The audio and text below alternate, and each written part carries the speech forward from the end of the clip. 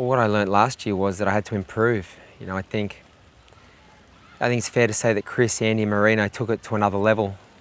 You know, and the level's constantly evolving, but I think those guys took it to another level and raised the bar a little bit. And then, you know, Marino and Andy continued that this year with their performances in Europe. You know, I think Marino went 7:45, which was by far his best time. I think he broke the record there by 7 minutes. And then, you know, a week later, Andy did the same at Rothman, 7:41. So, you know, as I've said all along, my race last year was good, but I still got beaten pretty badly. So, yeah, I had to improve and change things up, be more tactically aware. And I think, you know, going into last year's race as the two-time defending champion, when you've had success doing something a certain way, it's a huge leap of faith to just change it. But I think the other guys figured me out a little bit, you know. Maybe I was getting too predictable, or I had a strategy and a recipe that I thought worked well.